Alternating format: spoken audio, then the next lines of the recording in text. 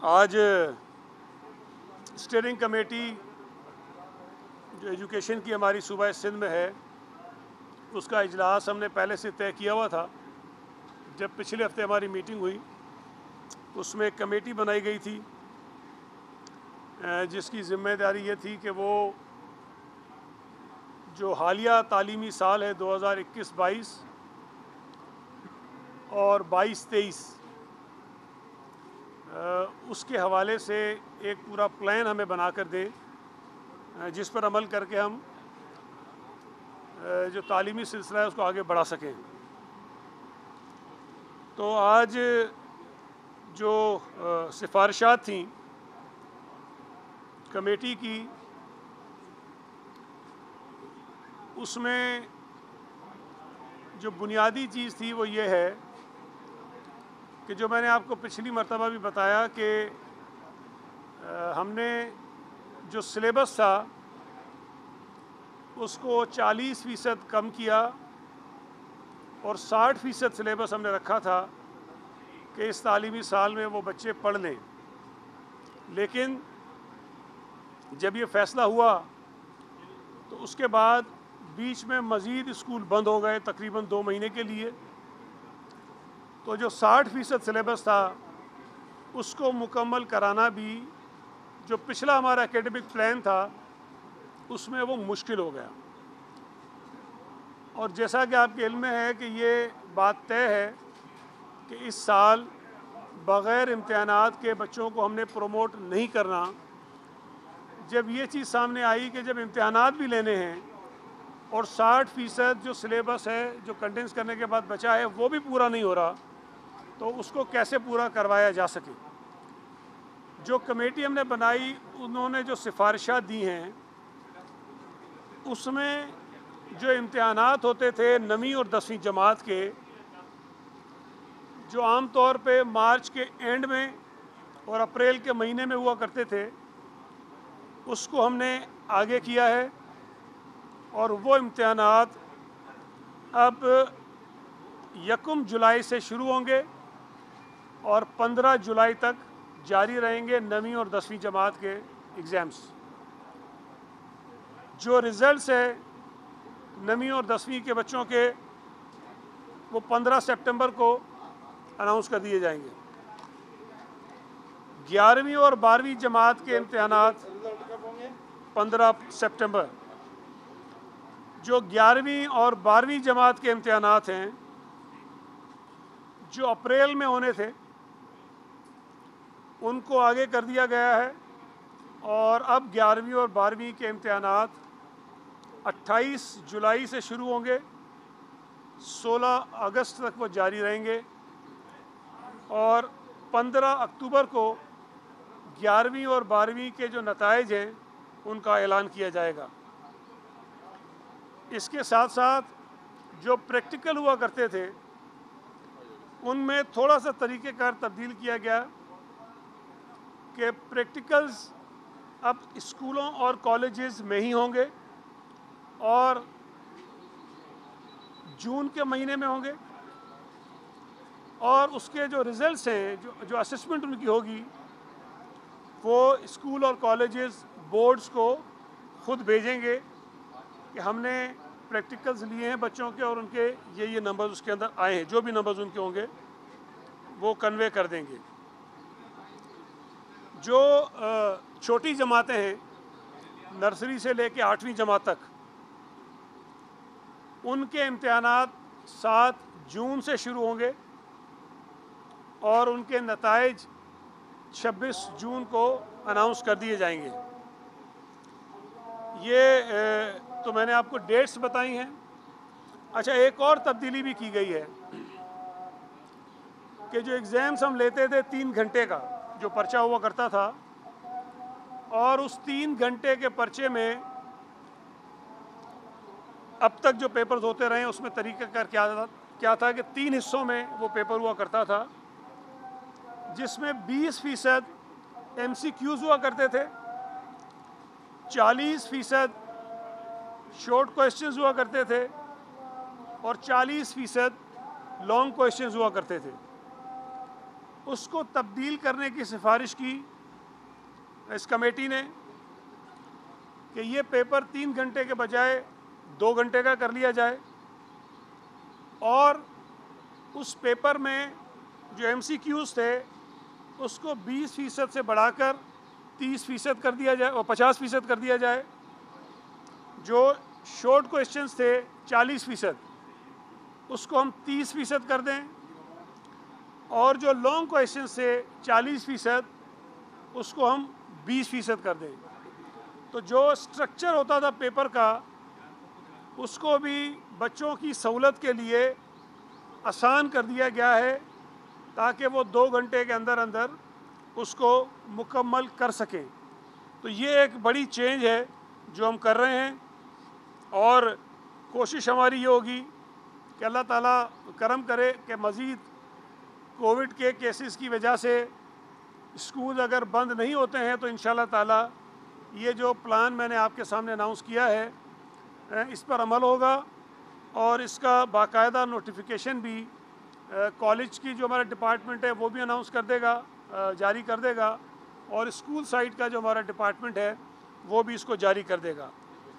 हमने जो यूनिवर्सिटीज़ का डिपार्टमेंट है उनसे भी बात की है और उनको हम इस मीटिंग के जो मिनट्स हैं और जो फ़ैसले हैं उसकी रोशनी में ये कन्वे करेंगे कि 15 अक्टूबर जो तारीख़ रखी गई है इंटरमीडिएट के नताइज के ऐलान की, उससे पहले कोई यूनिवर्सिटी, कोई मेडिकल कॉलेज, कोई इंजीनियरिंग कॉलेज अपने दाखिले शुरू नहीं करेगा ताकि जो ताख़ीर हो रही है इम्तिहानात में और फिर जो ताख़ीर हो रही है नताइज के आने में, उन बच्चों को इन दाखिलों में अपेयर होने का जो है वो हक़ मिल सके और वो इसमें आगे बढ़ सके।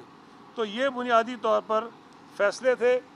उसके अलावा एक और चीज़ है जो यकीनन आप पूछेंगे, मैं आपको पहले ही बता देता हूँ कि कराची में कुछ कॉलेजेस में कोविड के कुछ केसेस जो हैं वो सामने आए हैं। अच्छा, ये मैं आपको बता दूं कि ये कोई पहली मर्तबा नहीं हुआ है।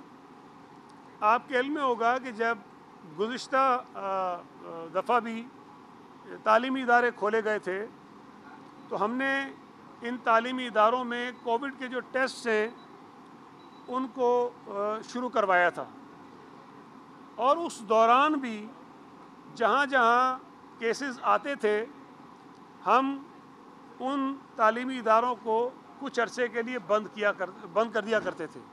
अभी जो कल तक का जो डेटा मेरे पास मौजूद है, जो कॉलेजेस का मैं आपको बता रहा हूँ अभी कि कोई 13,709 हमने टेस्ट करवाए हैं कॉलेजेस में और जो पॉजिटिव केसेस हैं वो 233 हैं। जो रेशो बनता है वो 1.7% है और अभी जो नताइज आने हैं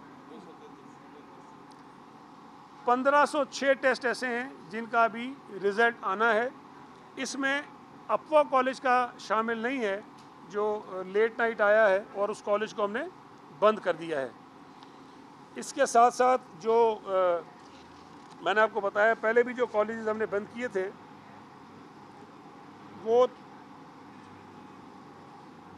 कोई 13 कॉलेजेस ऐसे थे जो हम पहले बंद कर चुके थे पिछली दफ़ा जब ये तालीमी इदारे खुले थे और अभी भी हमने बल्कि 14 कॉलेजेस थे जो हमने बंद किए थे।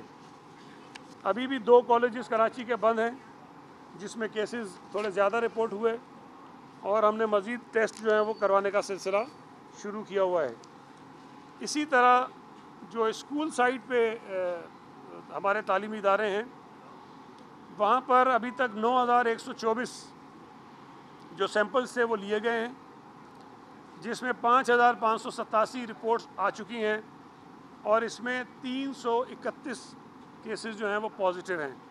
ये नंबर थोड़ा सा कॉलेज के मुकाबले में ज़्यादा है, ये तकरीबन 5.5% के करीब जो है वो पॉजिटिव रेट बनता है, रेशो बनता है और 3,206 रिपोर्ट्स पर अभी 5,000 में कितने उस बताए सर?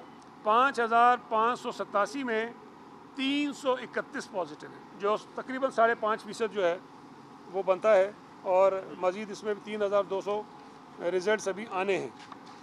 तो जो कुछ केसेस आ गए आगे जो आपके सामने कॉलेजेस थे जिनको बंद करना पड़ गया, तो मैं सिर्फ ये अर्ज़ कर दूँ कि ये कोई अचानक से कोई चीज़ नहीं हो गई। ये रूटीन में जब हम टेस्ट करवाते हैं तो कुछ तालीमी इदारों में जब केसेस ज़्यादा आ जाएं तो हम उनको 2 हफ्तों के लिए बंद कर देते हैं। तो इन कॉलेजेस को भी हमने 2 को बंद कर दिया है फ़िलहाल।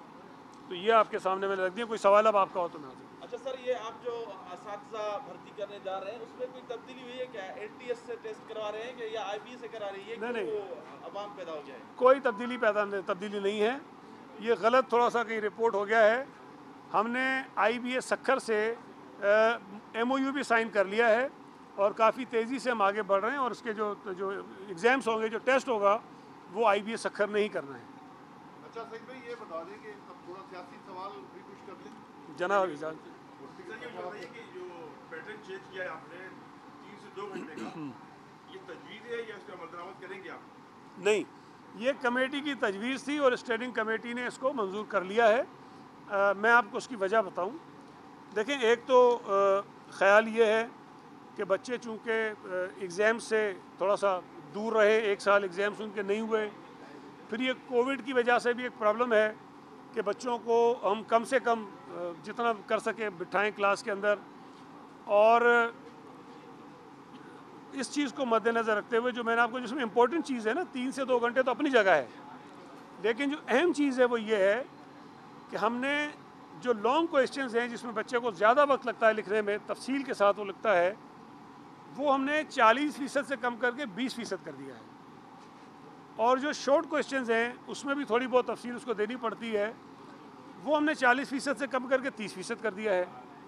और जो MCQs हैं जिसमें कुछ नहीं होता, सिर्फ वो टिक करना होता है या ABC करके लिखना होता है, उसको हमने 20% से बढ़ा के 50% कर दिया है, ताकि बच्चे के लिए पेपर आसान भी हो और उसका जो वक्त है वो 3 घंटे से 2 घंटे करना हम मुमकिन भी बना सकें। ट्रांसपेरेंसी इंटरनेशनल के हवाले से आपकी राय जो है वो दरकार है। माशाल्लाह, मुबारकबाद देंगे खान साहब को। नहीं, इसी चीज़ में तो तरक्की हुई आपकी।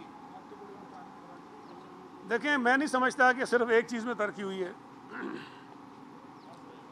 करप्शन में भी इस मुल्क में बहुत तरक्की हुई है, और ये जब से सो कॉल्ड फरिश्तों की हुकूमत आई है, जो अपने आप को पारसा कहते थे, और एक बात हम हमेशा कहते थे कि यार, ये खुद कहते थे पहले कि जी इतने 100 अरब रुपए की करप्शन रोज़ाना होती है, अगर ये करप्शन नहीं कर रहे तो इतने 100 अरब रुपए जो रोज़ाना बचते हैं वो कहाँ जा रहे हैं, बजाय इसके कि लोगों को फ़ायदा पहुँचे, लोगों के ऊपर महंगाई का बोझ मज़ीद बढ़ता जा रहा है। अच्छा, और सबको नज़र आ रहा है कि चीनी में करप्शन हुई है, तो कोई 400 अरब रुपए पाकिस्तानियों की जेबों से निकाल दिए गए, उसमें PTI के जो ATMs हैं, जो माफियाज हैं, वो शामिल हैं। अगर गंदम का बहरान पैदा हुआ है, गंदम नापेद हुई है, लोगों को मिल नहीं रही है, और मिल रही है तो महंगी मिल रही है, तो इनकी अपनी रिपोर्ट ये कहती है, जो उन्होंने तहकीकात करवाई, कि उसमें इमरान खान, बोजदार, हफीज शेख, असद उमर मुलविस हैं, उस पर कोई कार्रवाई नहीं हो रही। पेट्रोल की कीमतें एक रात में 25 रुपये बढ़ा दी गई, बग़ैर ओगरा के, किसी सिफारिश के। पेट्रोल की किल्लत थी, 25 रुपये बढ़ गई, आधे घंटे में पेट्रोल दस्तयाब हो गया। उसके पीछे इनके लोग शामिल हैं। दवाइयों की कीमतें बढ़ी, लोगों के लिए दवाइयाँ ख़रीदना नामुमकिन हो गई, उसके पीछे इनके लोग हैं। डॉलर जो है वो महंगा हो गया, LNG का इतना बड़ा स्कैंडल है। हत्ता कि हर चीज़ अगर आप उठा के देखें कि इस हुकूमत की नालायकी, नाअहली और मेगा करप्शन की वजह से वो चीज़ें लोगों को दस्तयाब नहीं है, महंगी दस्तयाब है। अब ये सारी चीज़ें हो रही हों और ऐलान ये करें कि जी करप्शन के पीछे जाऊंगा, करप्ट को नहीं छोड़ूंगा, चोरों को नहीं छोड़ूंगा, डाकुओं को नहीं छोड़ूंगा, लेकिन साथ साथ वो ये कह रहा है कि जिन्होंने मुझ पे पैसे लगाया है उनको हाथ नहीं लगाऊंगा, जिन्होंने PTI पे पैसा लगाया है उनको हाथ नहीं लगाऊंगा, जिन्होंने चीनी, आटा, दवाएं, पेट्रोल महंगा किया है, डॉलर महंगा किया है, LNG का स्कैंडल किया है, उनको हाथ नहीं लगाऊंगा। तो फिर जाहिर है कि आप जो मर्ज़ी कहते फिरें, लेकिन दुनिया में जो इदारे जब हमारे ख़िलाफ़ रिपोर्टें आती थी तो ये ढोल बजाते थे, जब नवाज शरीफ के ख़िलाफ़ ये रिपोर्टें आती थी तो ये ढोल बजाते थे। आज जब इनके दौर में ये रिपोर्ट आई है और पिछली हुकूमतों से बुरी आई है तो ये कहते हैं कि नहीं, ये रिपोर्ट मैंने पढ़ी नहीं है, ये देखी नहीं है, इसमें पिछला जो है वो कोई डेटा जो है वो शामिल कर दिया गया है। ये ट्रांसपेरेंसी इंटरनेशनल की रिपोर्ट हमारे इस मौक़िफ़ की तायद है कि इमरान खान पाकिस्तान की तारीख़ का करप्ट तरीन हुक्मरान है। ये हमारे इस मौक़िफ़ की तायद है कि PTI बैनुल-अक़वामी जुगादरियों की पार्टी है, इसके अंदर माफियाज़ हैं जिनकी प्रोटेक्शन इमरान खान कर रहा है। और कल आखिर में वो मान गया कि मैं वो तब्दीली थोड़ी कह रहा था जो आप समझ रहे थे, मैं तो वो तब्दीली कह रहा था कि जिसमें कुछ 2, 4, 5 बड़े लोगों के घर गिरा दिए जाएं, ये असल तब्दीली। और ये तब्दीली भी है कि बनी गाला को जो है वो रेगुलराइज कर दिया जाए और बाकियों के घरों को तोड़ दिया जाए। असल तब्दीली ये है। तो मैं समझता हूँ कि ट्रांसपेरेंसी इंटरनेशनल की रिपोर्ट ने ऑपोजिशन के इस मौक़िफ़ को, पाकिस्तानी कौम के ऊपर जो महंगाई के जो बोझ पड़ा है, उसके जो असबाब हैं, जो PTI की करप्शन है, उसको उन्होंने सही साबित किया है। आपने कहा कि इमरान खान करप्ट तरीन है, इसकी सेम इंडेक्स में जब आपकी हुकूमत थी तो 127 नंबर पे पाकिस्तान था और अब 124 नंबर पे है, तो ज़्यादा नंबर तो आपके दौर में पूरे थे। देखिए, पाकिस्तान का जो नंबर है वो किसी भी दौर में अच्छा तो नहीं रहा, लेकिन चूँकि हमें ये फरिश्ते खुद इमरान खान जो जिनकी जमात है, ये बाकी सबको तो चोर डाकू कहते हैं ना, ये तो फरिश्तों की हुकूमत है। जब ये कहते हैं कि हमने कुछ नहीं किया और हम करप्शन नहीं कर रहे हैं, तो फिर सवाल ये पैदा होता है, तो ये जो पाकिस्तान की ग्रेडिंग है वो बुरी क्यों होती जा रही है। तो ये इस बात को साबित करता है कि अगर ये हमें बुरा कह रहे थे तो ये हमसे ज़्यादा बुरे हैं। हम तो जब हुकूमत में आए तो हमारे ख़िलाफ़ जो परसेप्शन बनाया जा रहा था, क्योंकि ये परसेप्शन रिपोर्ट होती है, जो परसेप्शन बनाया जा रहा था उसमें इफ्तिखार चौधरी भी था, उसमें कुछ TV के चैनल्स भी थे, उसमें पूरी एक मुनज़्ज़म कैंपेन थी इसमें लगी हुई थी जो ये करते रहे। लेकिन आज तो ना इफ्तिखार चौधरी है, ना कुछ TV चैनल्स की उस किस्म की इस हुकूमत के ख़िलाफ़ वो माहौल बना हुआ है। लेकिन उन तमाम सहूलतों के बावजूद अगर PTI की हुकूमत के होते हुए दुनिया भर में पाकिस्तान का परसेप्शन ये हो रहा है कि यहाँ करप्शन बढ़ी है, तो इस बात को आप माने कि इमरान खान की हुकूमत करप्ट तरीन हुकूमत है। सर ये बताइएगा कि 73 साल में पहली मरतबा कल अंदर ये इंकशाफ हुआ है कि पाकिस्तान का जो वज़ीर आज़म होता है उसकी सिंध उसकी मातहत नहीं, सिंध उसका सूबा नहीं है, तो हम किस मुल्क के अंदर हैं, ज़रा ये भी बता दीजिएगा। देखें, ये बड़े अफसोस की बात है और ये बात हम हमेशा कहते हैं कि जो रवैया मौजूदा वफाकी हुकूमत ने सूबा सिंध के साथ रखा हुआ है, वो एक सौतेले जैसा सलूक करते रहे हैं और रवैया उनका अपनाया हुआ है उन्होंने। कल वज़ीर आज़म के मुंह से, उनकी ज़बान से वो अल्फाज निकले कि सिंध जो हमारा सूबा नहीं है। अब मुझे हैरत हो रही है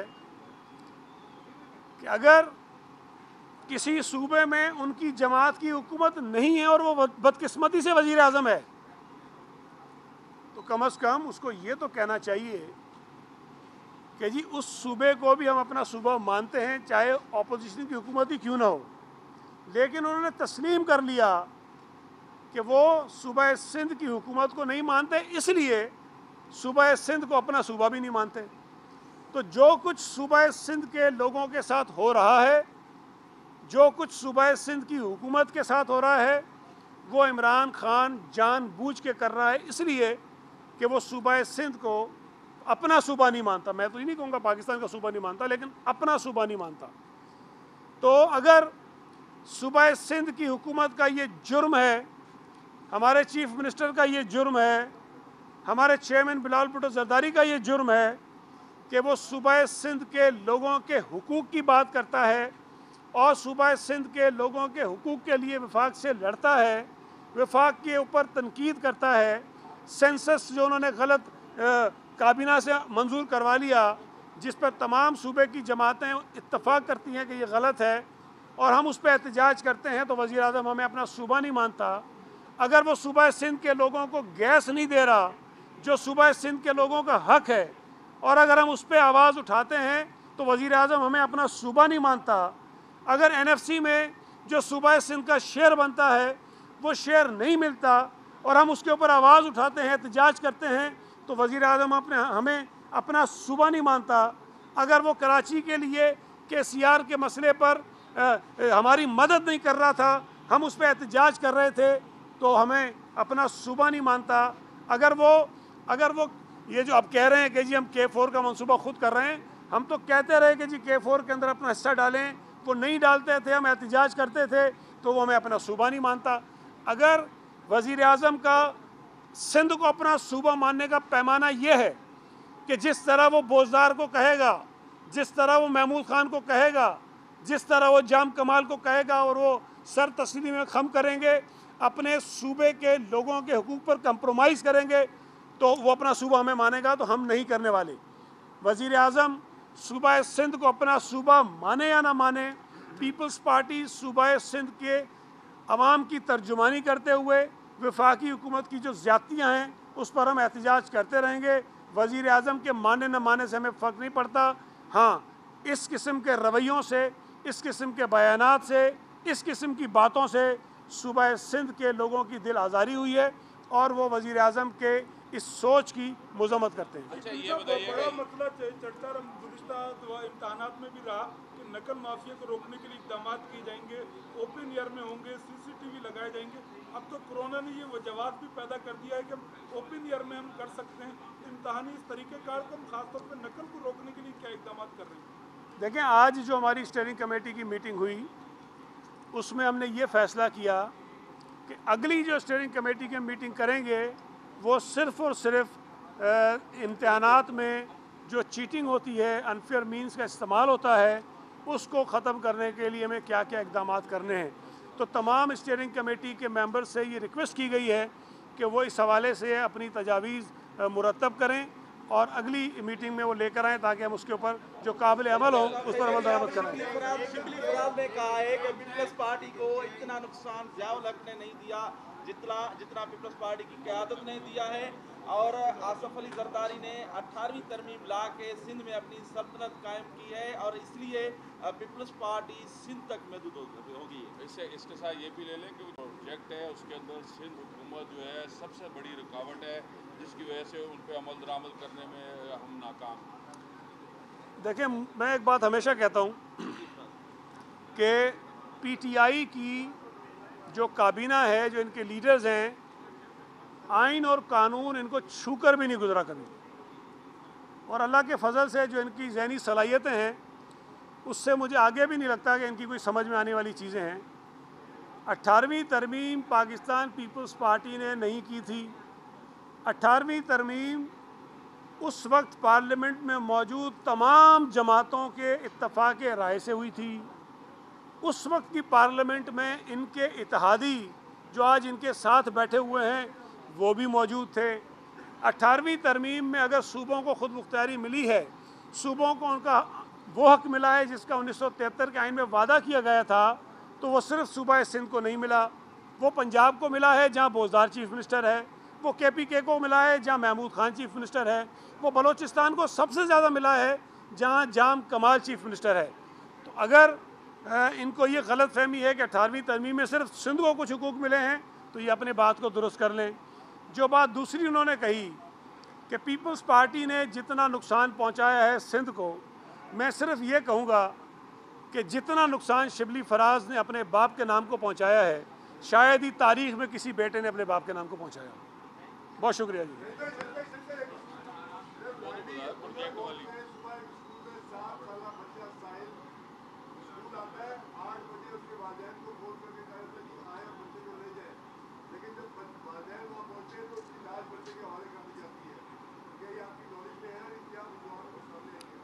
देखें, मैंने ये जिस तरह आपने बात की इसी तरह मेरी नॉलेज में है, लेकिन ये इस पर अभी मैं कमेंट इसलिए नहीं करूँगा कि इसकी जब तक कोई तफसीली रिपोर्ट मेरे पास ना आ जाए, इसकी कोई तहकीकात ना करा लें।